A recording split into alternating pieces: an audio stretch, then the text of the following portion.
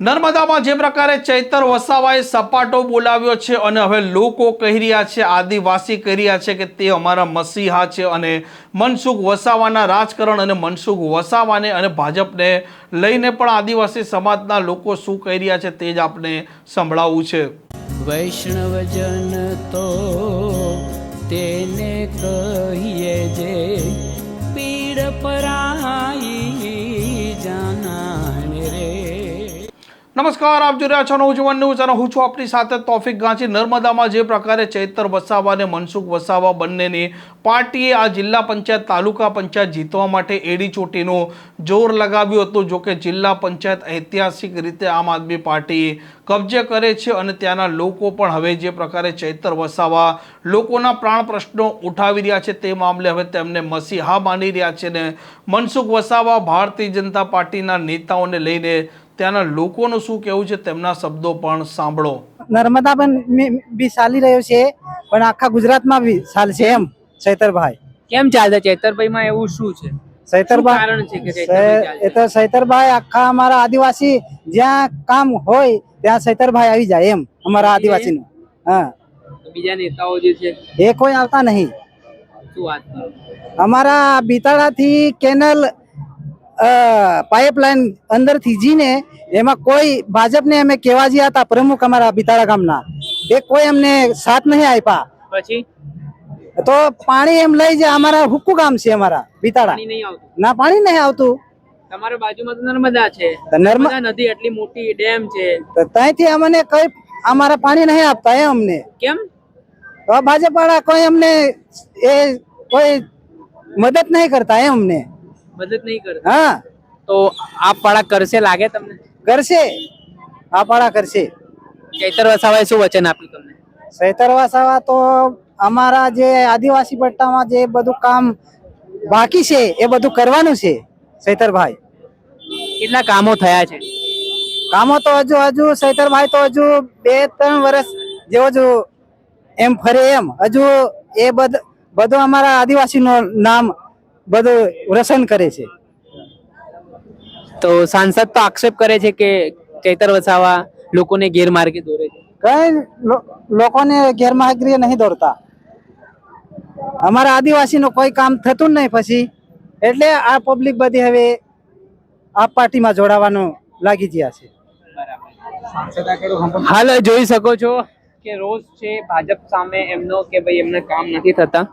વિકાસ મોડલની વાત છે કે વિકાસ મોડલ છે ગુજરાતમાં આદિવાસી વિસ્તારમાં વિકાસ ભાજપના આવવાથી થયો, તો એ વાત માનો છો કે નહીં?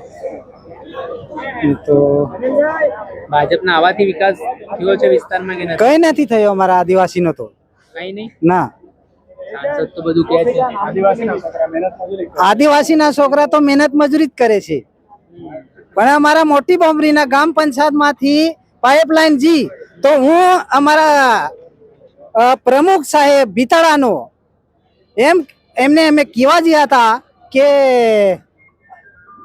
અમારા ખેતરમાંથી કેનલ જતી છે, તમે મદદ કરો, તો અમને મદદ નહીં કરી એવું? હા, એટલે અમે આ ઝાડુમાં અમે વોટ કરવાના છે એમ। મારું નામ વસાવા રમેશભાઈ, હું ડેડિયાપાડાથી આવું છું।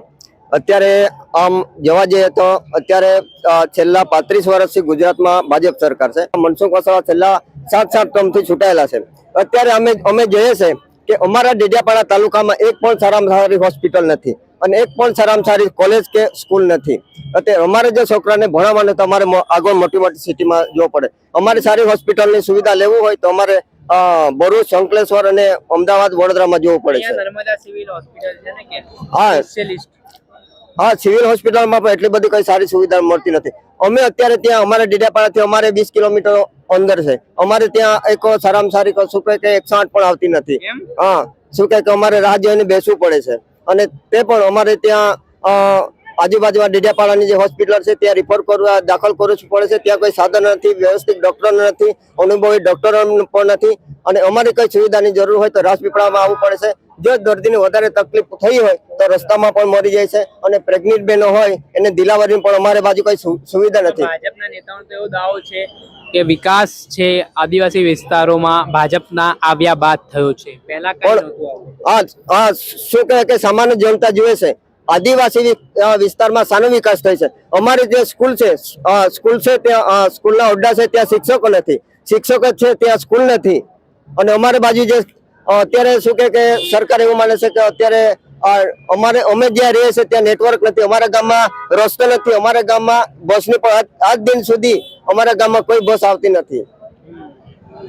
તો હાલ હવે આ જે આમ આદમી પાર્ટીના ઉમેદવારો ચૂંટાય છે, શું અપેક્ષા રાખો છો, શું આશા રાખો છો? કેમ કે ભાજપને પણ તમે ચૂંટીને મોકલ્યા, કામ નથી થયું, તમારું એવું કહેવું છે. હવે આ લોકો કામ નહીં કરે તો?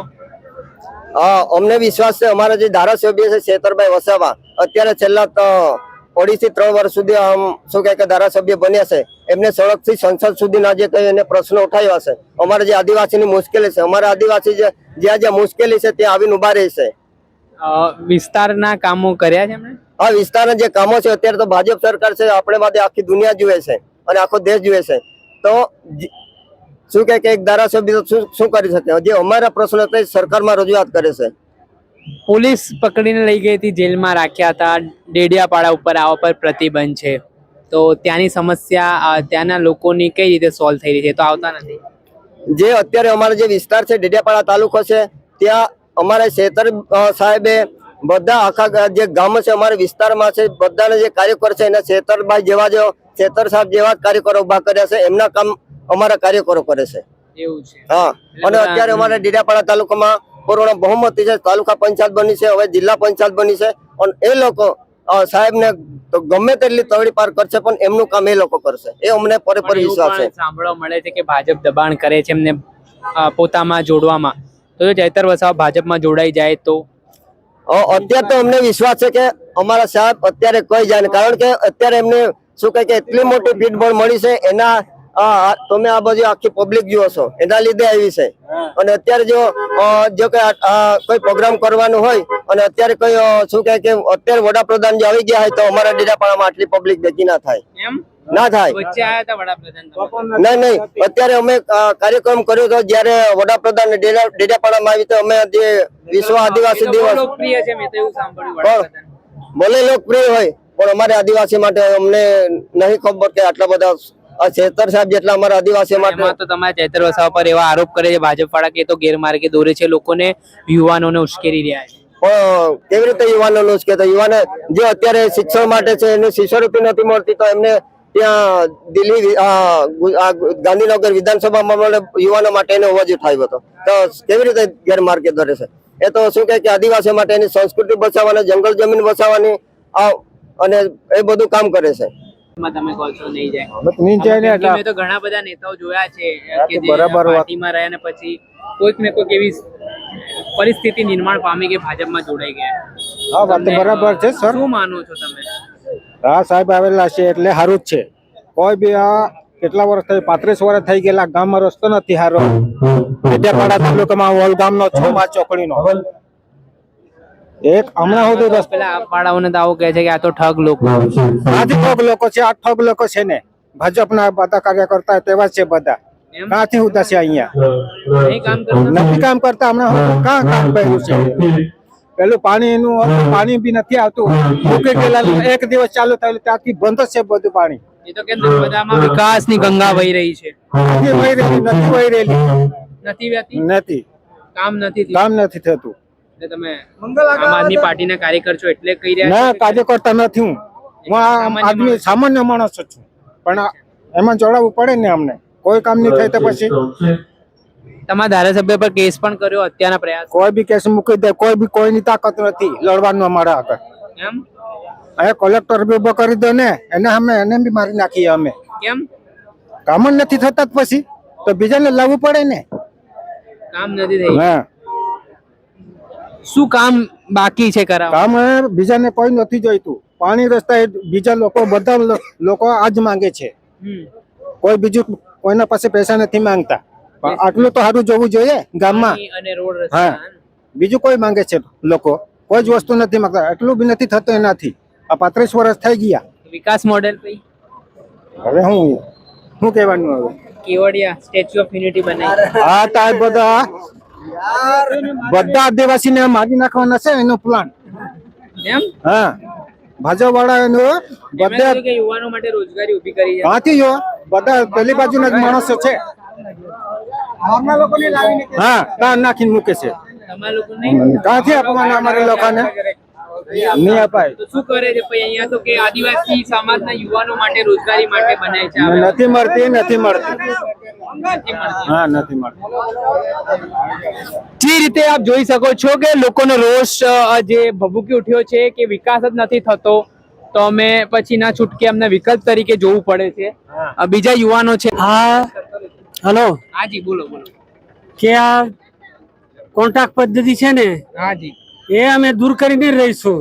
કેમ કોન્ટ્રાક્ટ પદ્ધતિમાં શું પ્રોબ્લેમ? કેમ કે એમાં ખાલી શોષણ થાય. શોષણ છે. આપણને 10 રૂપિયા આપે તો કોન્ટ્રાક્ટ 3 રૂપિયા આપે, 7 રૂપિયા એ લોકો ખાઈ જાય. 10 રૂપિયા 10,000 પગાર હોય તો 3,000 આપે, 7,000 એ લોકો જ ખાઈ જાય. એટલે અમારી આ લડત ગાંધીનગરની છે, આથી વિધાનસભાની. એવું આ તો ઝલક જ છે. અમે નર્મદા જિલ્લો હજારે હાથમાં લીધો છે, પણ હવે પછીનું વિધાનસભામાં ગાંધીનગર બેસો. કહેવાય કે કદ્દાવર દિગ્ગજ નેતા મનસુખ વસાવા અમારો યુગ પુરુષ છે, ચૈતર વસાવા, અને એ લડશે ને અમે ગાંધીનગર બેસવાના છે આવતા વિધાનસભામાં. એટલે આ ઝલક છે અમારી આદિવાસીની. અને આદિવાસી અમે આદિ અનાદિથી અહીંના રહેવાસી છે. ડેમ નર્મદા ડેમ અમે આદિવાસી જમીન આપી અને બીજા લોકોને હોટલો ને એમ ખોડીને બેર દીધા અને અમારા લોકોને ગોળી મારી નાખ્યા. અમે ના જ આપીએ, ટુકડે હો જાય, પણ આ ધરતી પરથી અમે પગ ના પાછા પાડીએ. ભારત દેશના વતની અમે છે, આ બધા બહારથી આવેલા છે અને અમારા પર દાદાગીરી કરે એની ચાલે. અને અમે આ કોન્ટ્રાક્ટ પદ્ધતિ દૂર કરીને જ રહીશું. હા, અને ગાંધીનગરની ખુરશી અમે આવતા ચૂંટણીમાં ફેંકી દઈશું અને પૂરો આધાર હમ તમારે સાથ હે, હમ તમારે સાથ હે.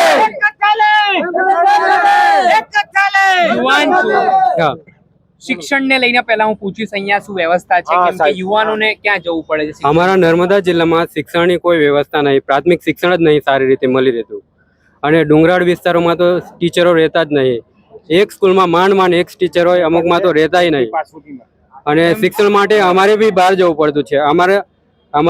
અમારે નર્મદા જિલ્લામાં સારી શિક્ષણની સુવિધા નહીં અને અમારે બી પછી ગાંધીનગર અમદાવાદ જવું પડતું છે કોલેજ કરવા માટે કે ગમે તે. તમે ક્યાં સુધી ભણ્યા?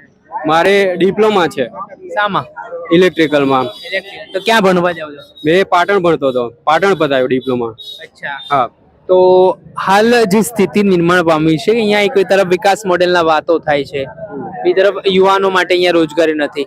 તો તમને આજે નોકરી કરવી હોય તો નોકરી માટે તમને ક્યાં જવું પડે? નર્મદામાં જો વ્યવસ્થા નથી તો? નર્મદામાં વ્યવસ્થા નહીં એટલે નોકરી કરવા માટે અમારે ભરૂચ કાં તો અંકલેશ્વર કાં તો અમદાવાદ ગાંધીનગર જવું પડે. રોજગાર માટે ત્યાં જવું પડે, નહીં તો તૈયારી કરવી હોય તો અમારે ડાયરેક્ટ ગાંધીનગર જ જવું પડે. આમાં એવું સાંભળ્યું હતું કે કેવડિયા જે સ્ટેચ્યુ ઓફ યુનિટી બની છે, સરકાર એવો વાયદો કરતી હતી શરૂઆતમાં કે અમે યુવાનો જે આદિવાસી સમાજના છે એમને રોજગારી પૂરેપૂરી મળે, એ માટેનો અમારો આ સંકલ્પ છે. તો કેવડિયામાં આદિવાસી યુવાનોને રોજગારી મળી રહી છે? ના, કેવડિયામાં રોજગારી મળી રહેતી નહીં, કેમ કે એ બધા બહારના લોકો ખરા ને તે આવીને તે રોજગારી મેળવે છે. અહીંયા નર્મદા જિલ્લાના પ્રોપર લોકોને રોજગારી નહીં મળી રહેતી. આદિવાસી સમાજ લાયકાત ધરાવે તો છતાં પણ તે લોકોને લેવામાં નહીં આવતા. કેમ? હવે એની પાછળનું કારણ હવે પૂછ્યું નહીં તમે લોકો કેમ આવું કરો છો તમે? ના, નહીં પૂછ્યું. એની પાછળ બી રાજકારણ જ છે.